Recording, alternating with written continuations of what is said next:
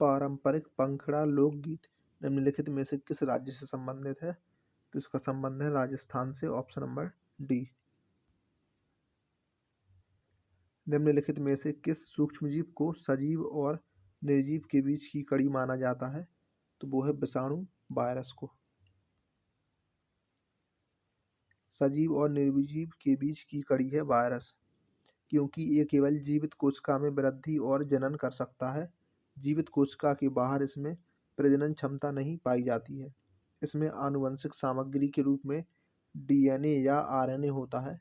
किसी भी वायरस में आरएनए और डीएनए दोनों न्यूक्लिक एसिड नहीं पाए जाते हैं। जास्कर नदी निम्नलिखित में से किस नदी की एक सहायक नदी है? तो यह है सिंधु की। सिंधु नदी तिब्बत के मानसरोवर के निकट सिनकाबाब ग्लेशियर से निकलती है। भारत में सिंधु नदी केंद्र शासित प्रदेश लद्दाख के लेह में प्रवेश करती है और फिर पाकिस्तान में प्रवाहित होते हुए अरब सागर में गिरती है। सिंधु नदी की 5 महत्वपूर्ण सहायक नदियां हैं: झेलम, चिनाब, रावी, ब्यास, सतलज। जबकि अन्य हिमालयी सहायक नदियां हैं सियोक, गिलगित, जास्कर, हुंजा, नुब्रा, सिगर और गेसन। अगला प्रश्न है कि ईरान का प्रसिद्ध चित्रकार अब्द अस समद निम्नलिखित में से किसके निमंत्रण पर भारत आया था? तो हुमायूं के निमंत्रण पर, ऑप्शन नंबर डी। टेनिस खिलाड़ी अलेक्जेंडर ज्वेरेव निम्नलिखित में से किस देश का प्रतिनिधित्व करते हैं? तो जर्मनी का, ऑप्शन नंबर बी। अशोक के साम्राज्य के निम्नलिखित में से किस भाग में उनके शिलालेख खरोष्टी लिपि में लिखे गए थे? तो इसका जवाब है उत्तर पश्चिमी क्षेत्र में। प्रश्न है कि raw A history of India's cobalt operation नामक पुस्तक के लेखक निम्नलिखित में से कौन है? तो इसका जवाब है यतीश यादव। रॉ की स्थापना 21 सितंबर 1968 को रामेश्वर नाथ काओ के द्वारा की गई थी। निम्नलिखित में से किस भारतीय को गणित के क्षेत्र में उनके असाधारण योगदान के लिए जाना जाता है? तो वो है एस रामानुजन। श्रीनिवास अयंगार रामानुजन, जिन्हें लोकप्रिय रूप से एस रामानुजन के नाम से जाना जाता है, भारत के सबसे प्रसिद्ध और सम्मानित गणितज्ञों में से एक थे। रामानुजन ने अपने 33 वर्ष के अल्प जीवन में लगभग 3900 परिणामों यानी कि समीकरणों और सर्वसमीकरणों का संकलन किया था। उनके सबसे महत्वपूर्ण कार्यों में पाई की अनंत श्रेणी शामिल थी।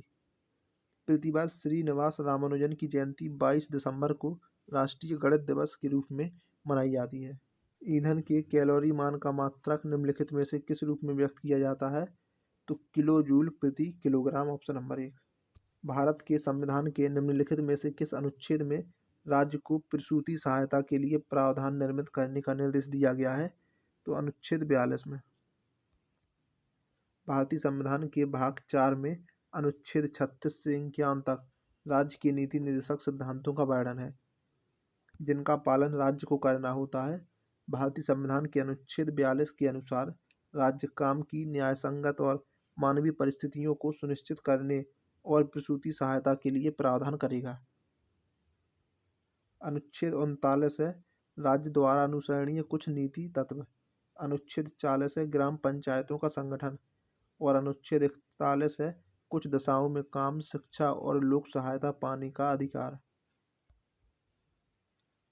अगला प्रश्न है कि गौतमीपुत्र सातकर्णी निम्नलिखित में से किस राजवंश का शासक था? तो सातवाहन वंश का।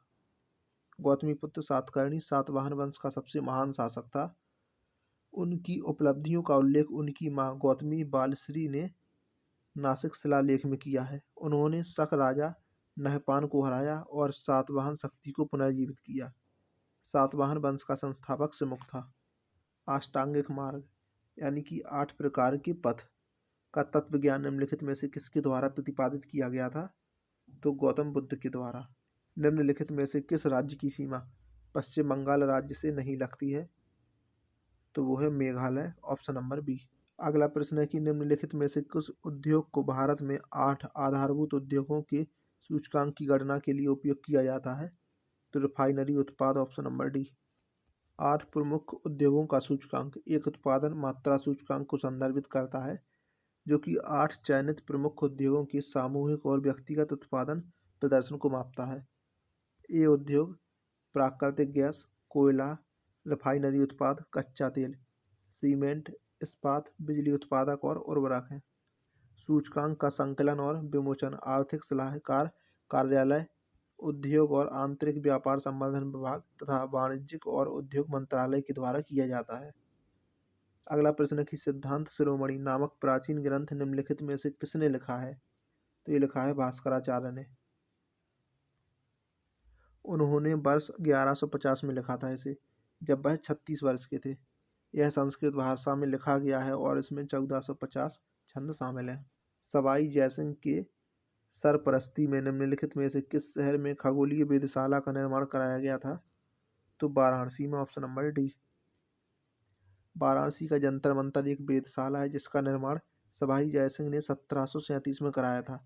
यह उन 5 वेधशालाओं में से एक है जिनका निर्माण महाराजा जयसिंह द्वितीय ने कराया था, और अन्य 4 वेधशालाएं हैं उज्जैन में, मथुरा में, दिल्ली में और जयपुर में। भारत में देश की विदेशी मुद्रा के भंडार का संरक्षक निम्नलिखित में से कौन है? तो वो है भारतीय रिजर्व बैंक। धम्म चक्र प्रवर्तन यानी कि धम्म चक्र प्रवर्तन नामक बौद्ध आयोजन निम्नलिखित में से किस स्थान पर किया गया था? तो सारनाथ में, ऑप्शन नंबर सी। 35 वर्ष की आयु में बोधगया में ज्ञान प्राप्त करने के पश्चात भगवान बुद्ध सारनाथ गए। वहां उन्होंने 5 ब्राह्मण सन्यासियों को अपना प्रथम उपदेश दिया। भगवान बुद्ध के बचपन का नाम सिद्धार्थ था। उनका जन्म लुम्बिनी में 563 ईसा पूर्व में इक्ष्वाकु वंशीय क्षत्रिय शाक्य कुल के राजा शुद्धोधन के घर में हुआ था। सुल्तानगंज बिहार में भागलपुर के निकट। तो सुल्तानगंज में खोजी गई गौतम बुद्ध की विशाल प्रतिमा को डैश काल की प्रतिमा माना जाता है? तो गुप्त काल की, ऑप्शन नंबर डी। अबुल फजल के द्वारा लिखा गया अकबरनामा कितनी पुस्तकों में विभाजित है? तो यह 3 पुस्तकों में विभाजित, ऑप्शन नंबर बी। अबुल फजल ने अकबर के शासनकाल का इतिहास 3 खंडों में लिखा है जिसका शीर्षक है अकबरनामा। प्रथम खंड अकबर के पूर्वजों से संबंधित है। द्वितीय खंड अकबर के शासनकाल का वर्णन करता है। आईन अकबरी तृतीय खंड है। यह अकबर की प्रशासन, गृहस्थ, सेना, राजस्व और उसके साम्राज्य के भूगोल से संबंधित है। उड़ीसा की सबसे लंबी नदी निम्नलिखित में से कौन सी है? तो वो है महानदी। भारत के संविधान का निम्नलिखित में से कौन सा अनुच्छेद सैन्य या अकादमिक वैशिष्ट को छोड़कर भारतीय राज्य द्वारा कोई उपाधि प्रदान किए जाने का निषेध करता है? तो वो है अनुच्छेद 18A। बहुगुणित होकर बड़ी संख्या में कोशिकाएं निर्मित करने वाली विशिष्ट कोशिकाओं के द्वारा निम्नलिखित में से किस प्रकार का प्रजनन किया जाता है? तो पुनर्जनन, ऑप्शन नंबर बी। दाफला की पहाड़ियाँ मुख्य रूप से किस राज्य में व्याप्त है? तो अरुणाचल प्रदेश में। बराबर की गुफाएं निम्नलिखित में से किस राज्य में स्थित है? तो यह है बिहार में। यह बिहार के जहानाबाद जिले के बराबर पहाड़ियों पर स्थित है। इसमें 4 गुफाएं हैं जो कि अशोक के शासनकाल में निर्मित हुई थी, और ये गुफाएं हैं लोमस ऋषि गुफा, सुदामा गुफा, कर्ण चौपर और विश्व झोपड़ी। लोमस ऋषि गुफा सबसे लोकप्रिय बराबर गुफा है। अगला प्रश्न है कि पारंपरिक रंगमंच कला माच निम्नलिखित में से किस राज्य से संबंधित है? तो इसका संबंधित है मध्य प्रदेश से। निम्नलिखित में से किस वर्ष में भारत के संविधान में 9वीं अनुसूची संलग्न की गई थी? तो वर्ष 1951 में।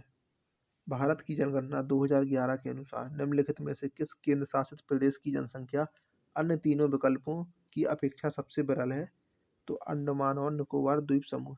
निम्नलिखित में से किस प्राचीनतम ग्रंथ के श्लोकों को संगीतबद्ध किया गया था? तो Samaveda, option number D. Bharat के संविधान का निम्नलिखित में से कौन सा अनुच्छेद अल्पसंख्यकों के द्वारा शिक्षा संस्थानों की स्थापना और प्रशासन के अधिकार को निर्दिष्ट करता है? तो वो है ऑप्शन नंबर सी, अनुच्छेद 30। ब्रिटिश ईस्ट इंडिया कंपनी का भारत से व्यापार करने का एक अधिकार निम्नलिखित में से किस वर्ष में एक कानून के द्वारा समाप्त कर दिया गया? तो 1813 में। भारत के संविधान में अनुच्छेद 21 को निम्नलिखित में से किस वर्ष में समावेशित किया गया था? तो वर्ष 2002 में। भारत के संविधान में निम्नलिखित में से कौन सा संशोधन लघु संविधान भी कहलाता है?